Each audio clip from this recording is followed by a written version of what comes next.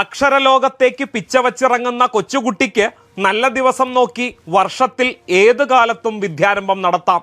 എന്നാൽ ചാന്ദ്രരീതിയിലുള്ള അശ്വിനമാസത്തിലെ വെളുത്ത പക്ഷ ദശമി വരുന്ന വിജയദശമി ദിവസം ഏതു കുട്ടിക്കും വിദ്യാരംഭം കുറിക്കാം.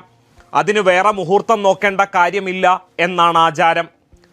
പഠനം ആരംഭിച്ചിട്ടില്ലാത്ത കൊച്ചുകുട്ടികൾക്ക് മാത്രമുള്ളതല്ല വിദ്യാരംഭം.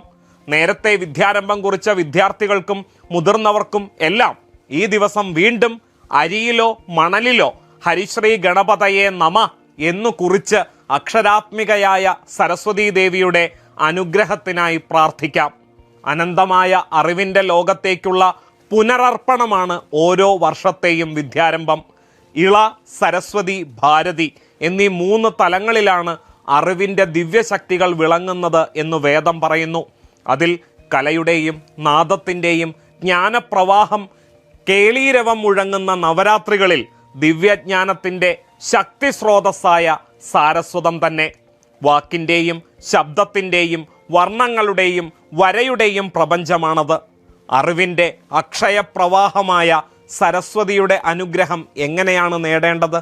ഏകാഗ്രമായ മനസ്സും ജീവത്തായ ബുദ്ധിയും കൈവരിക്കാൻ പ്രായോഗികമായി എന്ത് ചെയ്യണം എന്നതിന് പൂർവികർ ധാരാളം ആചാരങ്ങൾ കണ്ടെത്തിയിട്ടുണ്ട്. അതിനാധാരം വേദങ്ങളാണ്. ജീവിതത്തിൻ്റെ ഓരോ ഘട്ടങ്ങളെയും വ്യവസ്ഥാപൂർണതയോടെ വിജയിപ്പിച്ചെടുക്കാനുള്ള പദ്ധതിയാണ് യഥാർത്ഥത്തിൽ വിജയദശമി. ഗുരുവും ഗണപതിയും സരസ്വതിയും ഒരുപോലെ മേളിക്കുന്ന 9 രാവുകൾ. കലയും സംഗീതവും ജ്ഞാനമായി വരുന്ന ഭാരതീയ ശാസ്ത്ര ദർശനങ്ങളെല്ലാം ആധ്യാത്മികതയിൽ അധിഷ്ഠിതമാണ്.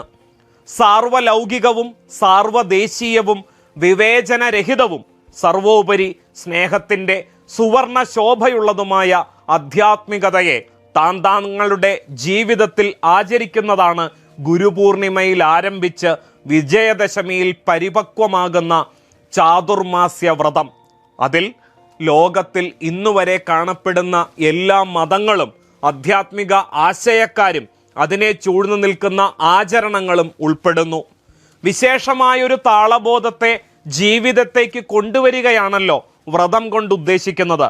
ലോകത്തിൻ്റെ എല്ലാ കോണുകളിലും മനുഷ്യകത്തെ നവീകരിക്കുന്ന ഇത്തരത്തിലുള്ള പദ്ധതികൾ നടക്കുന്നുണ്ട്. തൻ്റെ ഉള്ളിലെ ആ താളബോധത്തെ ശരിയാം വിധം കണ്ടെത്തുന്നതിനുള്ള ആചരണങ്ങളാണ് നവരാത്രികൾ.